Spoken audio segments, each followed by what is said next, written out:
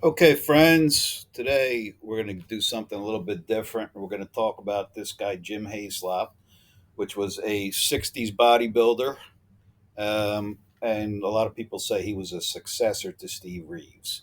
Looked a lot like Steve Reeves, had a very similar build, I think similar genetics. And I think the only difference may be that Jim was probably taking a little something, something in the 60s. And I don't think Steve Reeves ever did. There's Steve, obviously, one of the best natural physiques ever, if not the best. A lot of people think that, and I tend to agree. This was Steve's competitive career, which interestingly only spanned about 4 years, which is also true of Jim, as we'll see going forward. Um, so, Mr. Universe overall winner was the biggest thing in 50 that Steve Reeves accomplished in the competitive bodybuilding arena. Then, of course, he went on in the later 50s and 60s to do Hercules movies, did a couple other like B Western movies and stuff like that. Here's Jim, and you can see looks a lot like Steve Reeves. You could confuse the two if you didn't get a good look at the face. Um, and his career is shown here. Starts out winning the Mr. Florida, places in the Mr. USA, and really his first competitive year, which is really saying something. And we're going to go into an article from '66 with his full routine. Here's you see these posters for the different Hercules movies over the years, but as we'll find out, that Reeves was a big influence on Jim getting started in bodybuilding. And they were very popular movies, although, of course, there were B movies, and Reeves wasn't certainly the greatest actor in the world, but, fun to watch, cool stuff. And you can find them even today to watch online for free. So that's pretty cool. So this, I think, was the first Hercules movie, and I think this was '58. And you can see, even though maybe his physique is slightly exaggerated there, really not much. That's pretty much what he looked like. He did come out with this book, Building the Classic Physique the Natural Way. And he does talk about, when you see him in interviews, in his older days, that he didn't even know what steroids were until the mid 50s. Honestly, D-ball didn't come out until 55. So, and I think that's, so like bodybuilding drugs were not even popular until at least the late 50s, and then got into it more so in the 60s, and it just kept on going.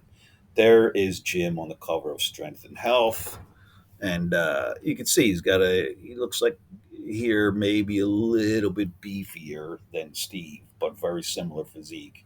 So we're going to go into this article from Dick Falcon in '66 on Jim's training. And that picture is him from '65 after he won the Mr. Florida.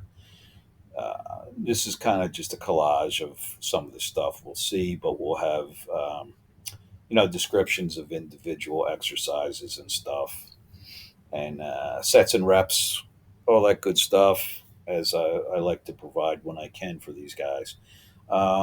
Here he's talking about how Florida has produced a lot of fine physical specimens, none quite as outstanding as Jim from Tampa.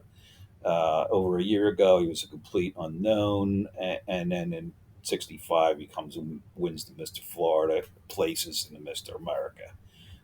This was him in '65, so you could see very similar physique, and they were very similar size wise too. Jim was 5'11", whereas Steve, depending on what report you look at, was 6 foot 6'1".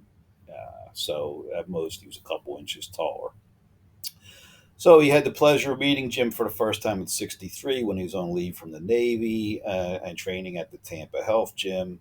And at the time, he only weighed 170 pounds at 5'11", which obviously is pretty thin. But he said even then he had a nice athletic physique. And he was on track and field and some other sports in high school, so he was athletic, as was Steve Reeves as a kid. He wasn't ever, I don't think, a 90-pound weakling. Though he had seen few bodybuilders in action, he didn't get interested in weight training until we saw the movies of Steve Reeves portraying Hercules roles. Reeves' magnificently developed body impressed Jim so much he decided to take up weight training and build his own body to the maximum degree possible. So he had to actually ask for weights at the in his Navy situation, which obviously they gave him, and he started training. And so he did. Usually you'll start out on every other day, and that was kind of the norm for especially rookies back in those days. And then he talks about going into a split routine where he goes into 5 days a week.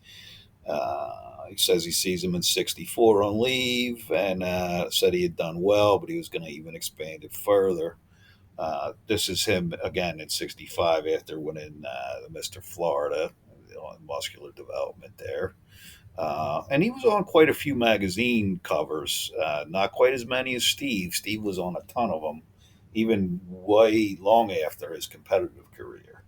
Um, and he is talking again about that he wanted to move to Monday, Thursday, Saturday, chest, shoulders, and triceps, Tuesday, Friday, lats, legs, and biceps, and would do abs every day, which is not unusual at all for especially competitive bodybuilders back in those days.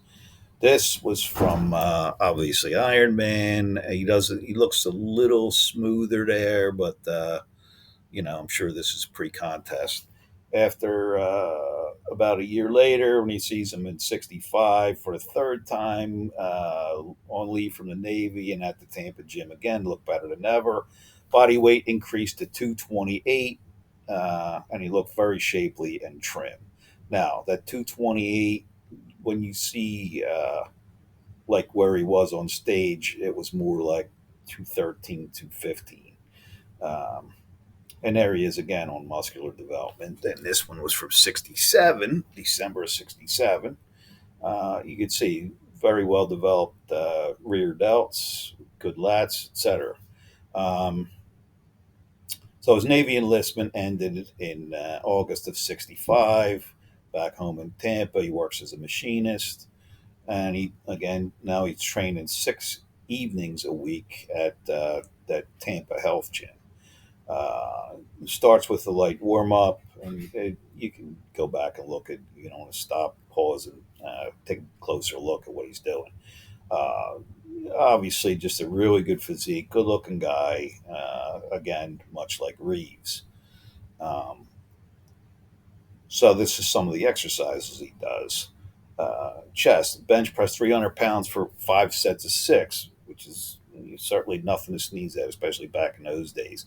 He does incline dumbbells with 120s for sets of 10, incline barbells with 200 for sets of 10. And then he likes a lot of incline stuff. This looks like the old school kind of Smith machine where he's doing close grips. And, one of the things a lot of those guys did would be just to vary the grip. This is obviously incline dumbbell presses, and he's using, pretty decent dumbbells there. And we'll get into that is obviously chest training stuff. Then we'll get into the deltoids here, where he does front raises and side laterals with 50s, each for 3 sets of 10. 50s is good weight unless you're really swinging them for those exercises. And then, the notorious behind the neck press, which is kind of fallen out of favor these days. A lot of guys don't like it because it is kind of rough on the shoulders. And then, the ubiquitous tricep push down, which, has been around for a really long time and is in most bodybuilders' routine these days, as it should be. There he is with the behind the neck presses, not using a lot of weight there, but, and you can see he's not bringing it quite down to like the base of his shoulders, but just the back of his head, which is probably a little easier on the shoulders, uh, I would think. And then he goes into this leg routine where he's doing 6 sets of 400 pounds, heels raised, 6 sets of 10. Then he does leg extensions and leg curls. So it's only those few exercises for the legs at this point. But when you're doing 400-pound squats, and always with the heels raised, he'll emphasize, and we'll talk a little bit about why later. There he is doing behind the neck chins. Obviously, you can see he's got the hair. Good looking dude. His legs look a little thin there. I'm not sure when this picture. This was well, this was the article from '66, so it's probably going back a little bit. Just before '65 when he won the Mr. Florida. Um, and all the standard exercises everybody did the behind the neck chins, and behind the neck pull downs was also very common. Of course, calf raises on the calf machine you can see. Obviously, probably a lot different than the calf machine you have at your box gym these days, but same effect. And then this must be one of those standalone preacher stands that you can move around, and he has it stationed over by uh, the, the pulley station, and he's doing obviously preacher curls on pulley, which is a little bit different. And then he's doing the super wide chins here, and you can see, he's got quite the impressive lat spread, and you can see his arm muscles showing up there pretty well. Another favorite in the '60s and beyond is dumbbell curls on a slight incline bench seated. And you can obviously do them both together, you can do them alternately, but it's a good way to isolate the biceps well. Now, here he is doing front squats, and again, you don't see it, but his heels are raised. And he does, pretty good weight and reps with those too. His legs look in this picture look very impressive. Then there he is doing the deep squats, which a lot of people frowned on that, particularly Vince Gironda would say, when you squat like that, it makes your butt bigger and it makes your hip bigger. And Jim says no. Here he is talking about the chins behind neck, 4 sets of 10, pull downs, 4 sets of 10, seated cable row. So not a huge volume of exercises, but pretty good stuff. And then he does incline dumbbell curls with 70s and so forth with the biceps. There. Now I found another. This is from muscular development, which I happen to have, and leg routine. He's talking about the importance of full development, really requiring squats, and not just for the thighs. It also helps you get a deeper chest, and it helped them get up to 228, as it mentioned earlier. Interestingly, with the leg extensions and leg curls here, he says sometimes he will use iron boots with a barbell through them as opposed to a dumbbell on each one. And Reeves also used the iron boots quite a bit. Here's where he's kind of debunking the thing about the hips, and he says they will not enlarge the hips and buttocks, but they do, tighten them up if you do them on the board. There's Vince, and for all his talk about don't do squats, you could see his legs aren't all that well developed. For the time, it wasn't unusual. Here he is in '69 on the lineup, and you can see he's at least as thick as anybody up there, and on this picture, you see like from 63 on the left to 68 on the right, and you could see how much difference there is there. On the right, that picture just blows my mind every time I see it. How wide he is, because like his Reeves was known for his broad shoulders, and it looks like Jim even surpassed him. There's Reeves, and this is Mr. Universe, and which he did win in '50, and I think that was pretty much the peak of his competitive bodybuilding wins and career. Jim, for some reason, never decided to go pro, and he did end up on a couple ads. One of these was for Less Toil, which is for doing your wash, and there he is doing the lat spread with this young lady, Arlene Scott. I'm not sure who she is, but I'm sure she was popular for something in the '60s. He didn't stop training, obviously, and here he is in the. It looks like I think he won the Mr. Florida contest, the over 50 Mr. Florida in '92. Now he's 82 and he's still training. So, and ironically, Mr. Reeves passed at age 74. So that's about it for Jim. I thank you for watching.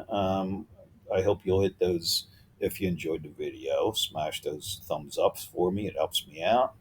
And please feel free to drop comments, questions. If you guys have ideas for other videos, I've done that several times. So, and thanks to everybody that has subscribed. If you haven't, I hope that you will. Would really appreciate it. I try to bring the content. I try to drop something at least once a week, sometimes more. So again, I really would appreciate you helping me out and subscribing and sharing the videos and all that good stuff. So thanks. That's about it, and I am out.